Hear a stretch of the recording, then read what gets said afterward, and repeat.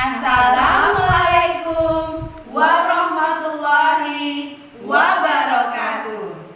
Kami CGP Angkatan 10 Kabupaten Madiun akan mendemonstrasikan coaching dengan alur tirta.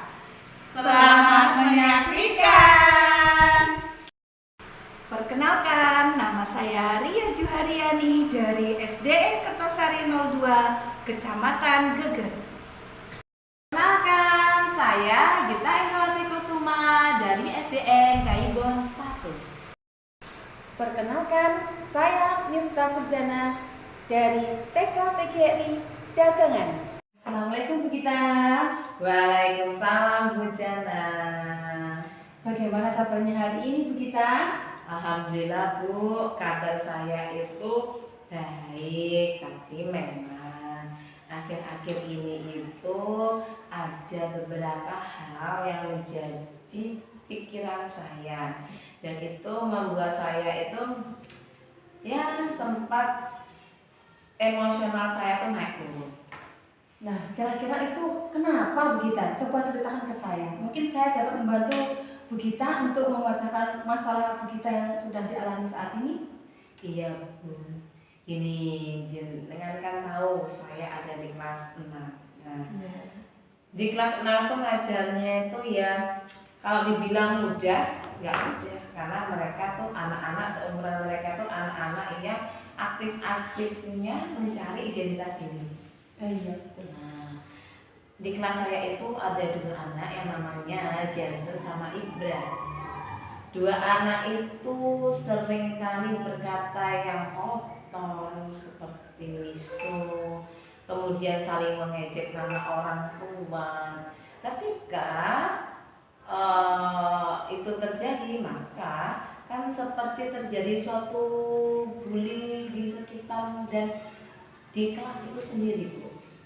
Nah, kira-kira itu bagaimana cara Bu Gita untuk menyelesaikan masalah yang sedang Bu Gita alami saat ini? Mungkin Bu Gita bisa menemukan solusinya?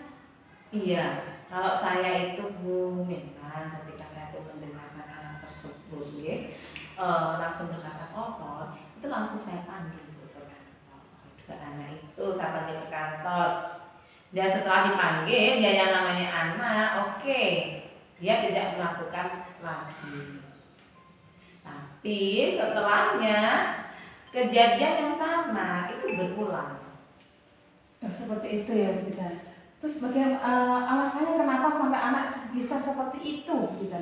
Kalau anak itu dia berasumsi, dia membuat alasan, Bu saya hanya guyonan, Bu saya hanya bercanda. Tapi guyonan bercandaan seperti itu kan kurang pas, karena satu mengaitkan nama orang tua dan perkataan yang kotor tadi. Seperti itu. Jadi upaya Bu Gita yang seperti itu ya Bu ya. Jadi sudah berupaya mencari solusi. Apakah menurut Ibu ada cara lain yang mungkin bisa untuk mengatasi masalah tersebut? Ya, tentu Bu, saya itu sebenarnya mau memanggil orang tua dari anak-anak tersebut untuk bagaimana kita mencari solusi dari tingkah yang anak perbuat. Saya ingin tahu latar belakang anak di rumah itu seperti apa, lingkungannya seperti apa. Apakah orang tuanya sering berkata kotor, atau lingkungan, atau saudaranya, seperti itu kurang lebihnya Bu Jana. Jadi dapat pengaruh dari lingkungan gitu ya Bu? Saya khawatirnya seperti itu, maka dari itu saya tuh ingin sekali mendatangkan pihak orang tua ke sekolah. Jadi saya itu pengen sekali mengetahui latar belakang anak, bagaimana sih kehidupan anak di luar sekolah, atau lebih tepatnya bagaimana kehidupan anak saat dia di rumah, lingkungannya seperti apa, orang tuanya seperti apa, kebiasaan anak seperti apa, keseharian anak di rumah itu seperti apa. Oh, seperti itu idenya Iya. Bu Gita itu benar-benar luar biasa sekali.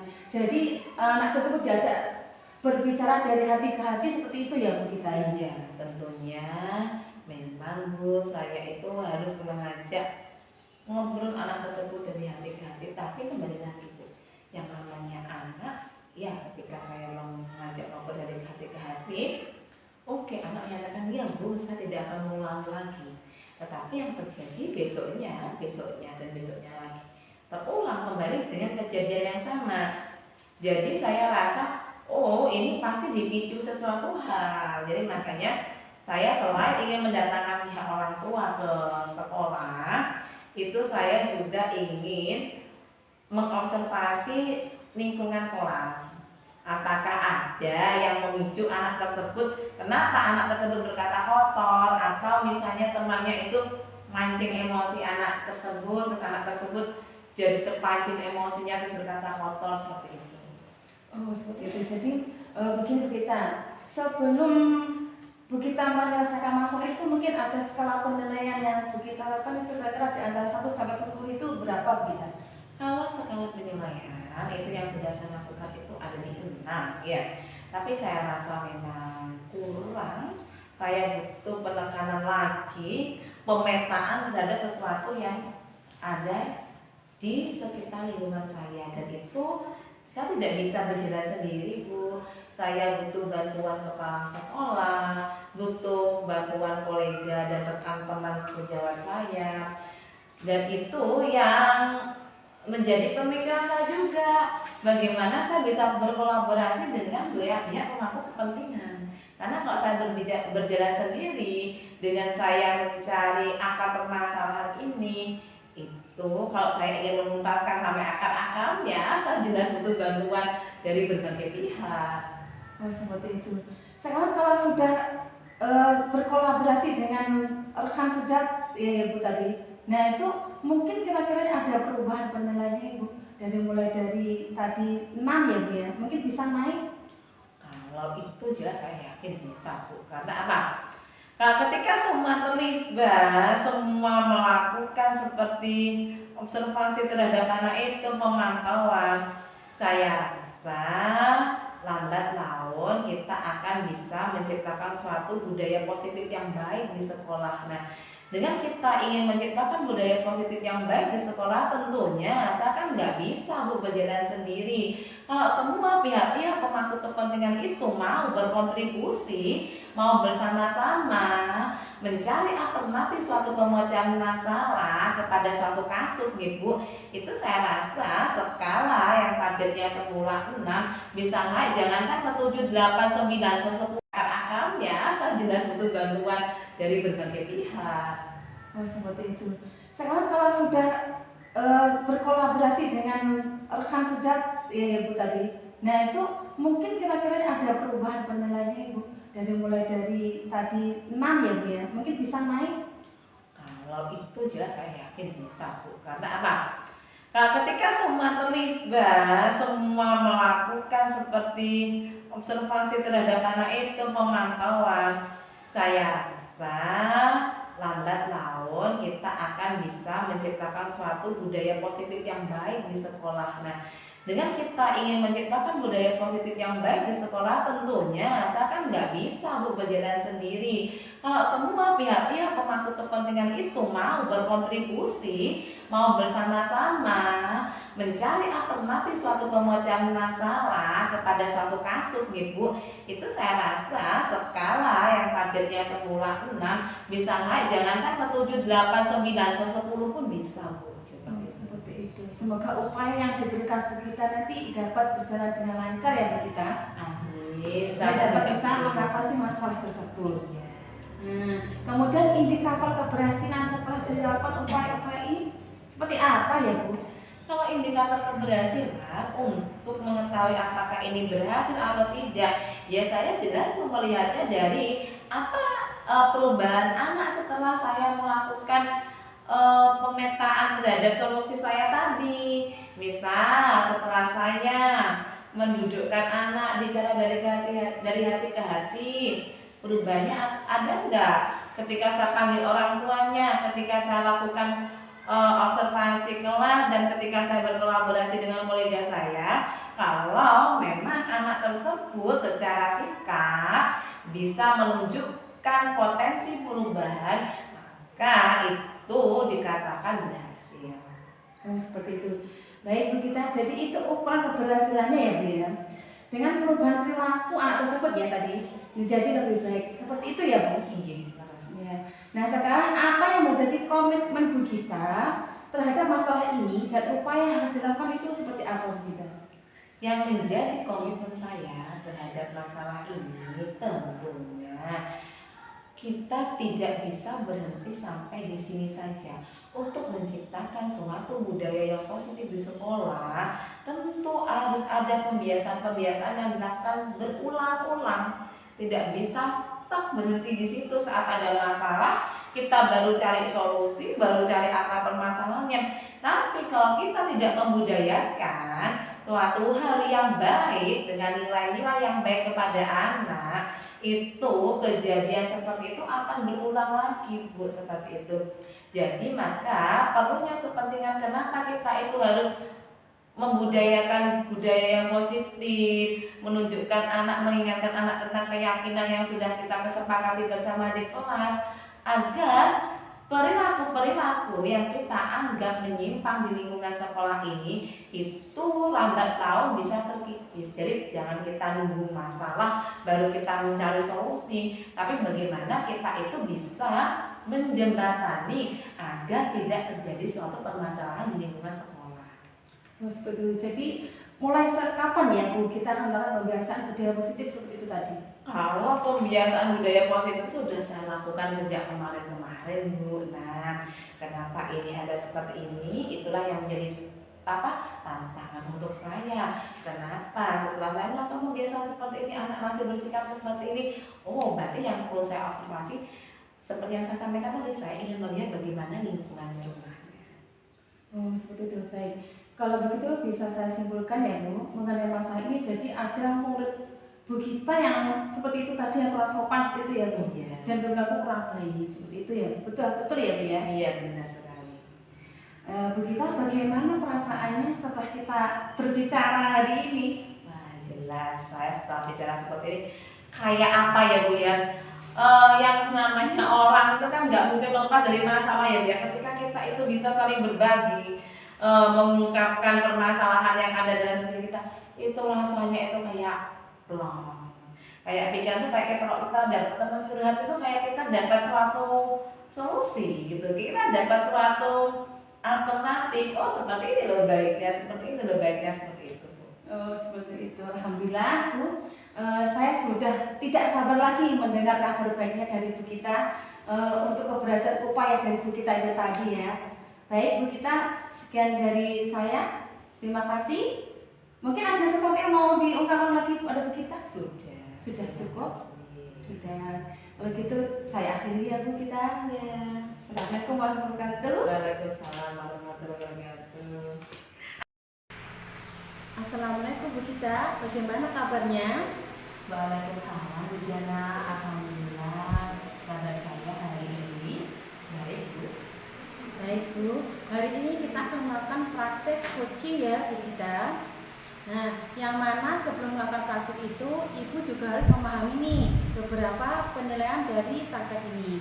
Jadi Bu Gita dalam praktek coaching ini beberapa tahapan yang perlu Bu Gita ketahui yaitu pra-observasi, observasi, pasca observasi.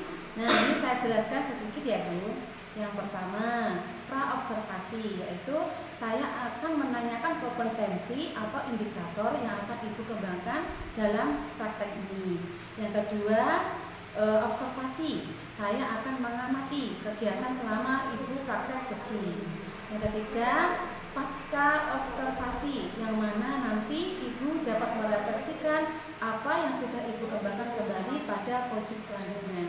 Oke, apakah Bu Gita sudah siap? Ya Bu Jana, saya sudah siap. Terima kasih atas waktunya. Ya. Nah, selanjutnya Bu Gita akan melakukan coaching bersama Bu Ria. Monggo sudah siap? Iya, saya sudah siap. Assalamualaikum Bu Gita dan Bu Ria. Waalaikumsalam Bu Jana. Barusan Bu Gita sudah melakukan coaching bersama Bu Ria ya? Ya, benar sekali Bu Jana. Nah, mungkin sebelum penutupan saya akan mengajukan beberapa pertanyaan Bu Gita. Yang pertama ya Bu, bagaimana perasaan Bu Gita setelah melakukan coaching tadi? Setelah saya itu melaksanakan coaching dengan Bu Ria itu saya senang sekali coaching dengan Bulia pada sesi hari ini. Oh iya, apa alasan Bu Gita melakukan coaching tadi merasa senang? Jelas Bu, saya merasa senang karena Bulia ini benar-benar merupakan sosok yang sangat solutif untuk masalah yang dihadapinya. Jadi beliau itu dihadapkan dengan permasalahan, tapi beliau itu juga memikirkan, ketika saya dihadapkan dengan permasalahan seperti ini, beliau punya langkah-langkah target untuk menyelesaikan masalahnya, dan itu sangat menarik sekali buat saya seperti itu. Jadi Bulia itu bisa memanage dirinya sendiri untuk bagaimana itu dia bisa mengelola waktunya, dan juga dia itu bisa hadir, bisa berkontribusi di dalam timnya.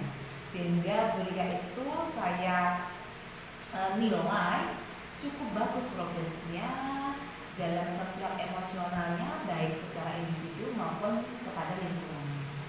Oh, seperti itu ya. Sekarang apa yang sudah dilakukan Ibu Gita terkait prinsip coaching hari ini? Yang sudah saya lakukan terkait prinsip coaching hari ini, saya nanti mengajak Bulia untuk mengelola perasaan yang di dalam diri. Jadi saya berusaha menghadirkan sesi coaching ini benar-benar kita semua hadir secara penuh pada siang hari ini. Kemudian saya juga berusaha, saya sudah mencoba mendengarkan keluh kesah yang dihadapi oleh Bulia, apa yang dihadapi oleh Bulia. Kemudian saya juga berusaha mencari solusi dan berbagi solusi dengan Bulia.